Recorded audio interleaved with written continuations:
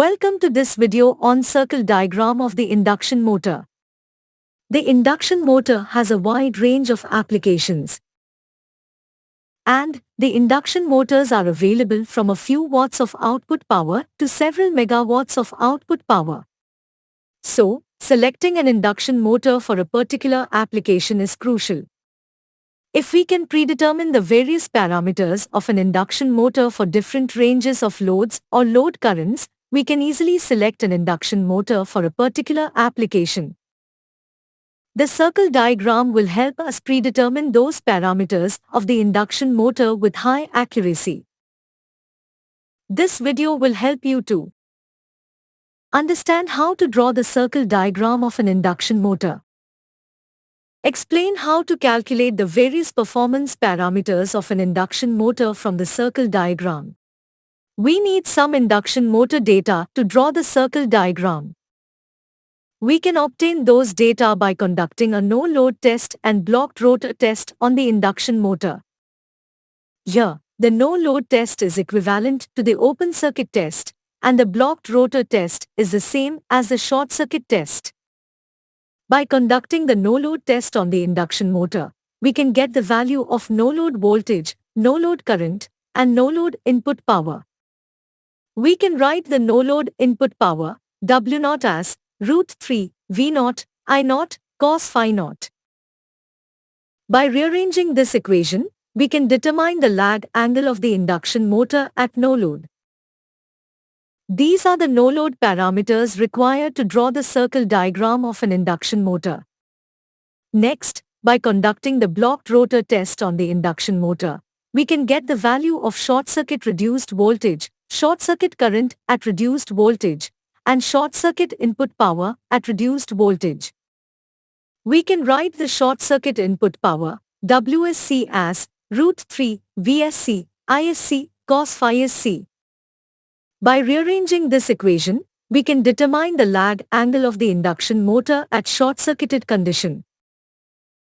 Then, we need to calculate the short-circuit current at normal operating voltage, ISN. To calculate the ISN, divide the rated line voltage, VL, by short-circuit reduced voltage, VSC, then multiply it with short-circuit current at reduced voltage, ISC. Then, we should calculate the short-circuit input power at normal operating voltage, WSN. To calculate the WSN, divide the ISN by short-circuit current at reduced voltage, ISC, then multiply it with short-circuit input power, WSC. Now, we have all the required data to draw the circle diagram. First, take a graph sheet and draw the XY axis. We will take voltage V on the Y-axis. This is the reference phasor. Now, we need to draw the no-load current I0.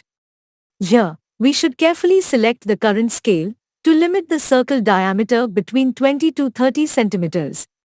Now, divide the I0 by the current scale to determine the length of the line that represents the I0.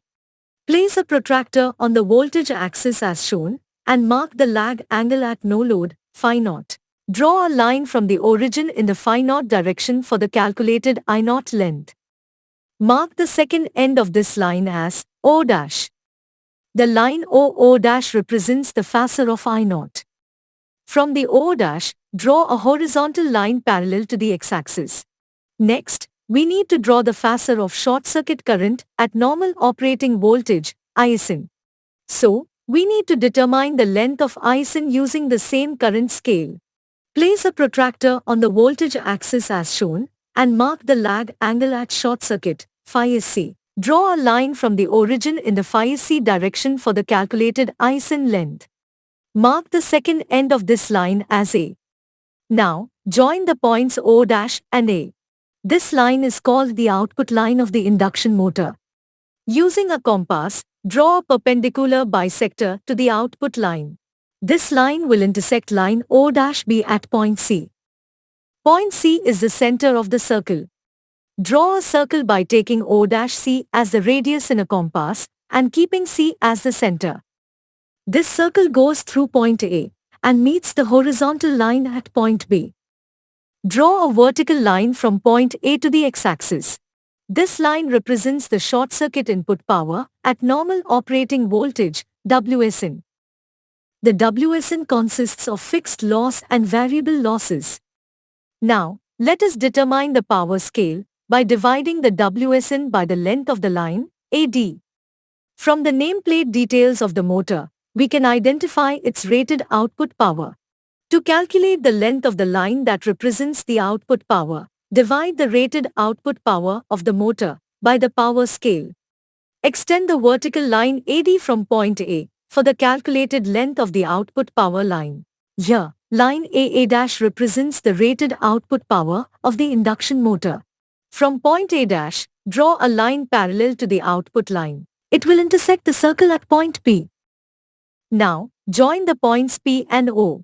This line OP will represent the line value of the rated load current.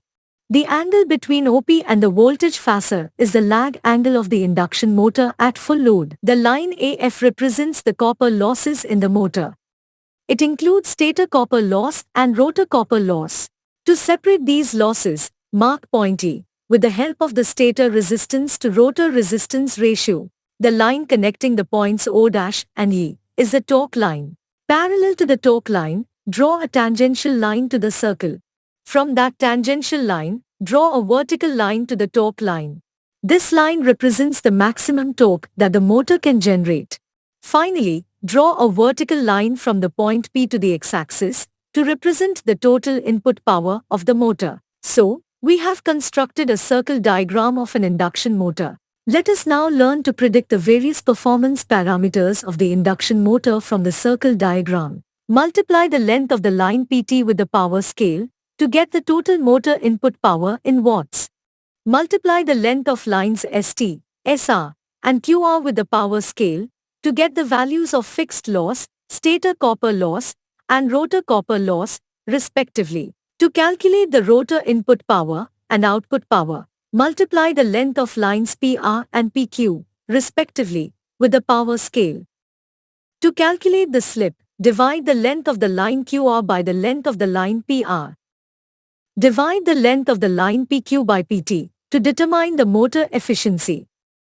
Divide the length of the line PQ by PR to determine the rotor efficiency.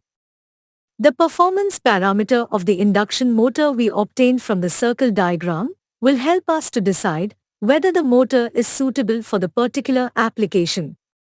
We have come to the end of this video. In this video, we learned to calculate the induction motor data, which are essential to draw the circle diagram. Draw the circle diagram of induction motor.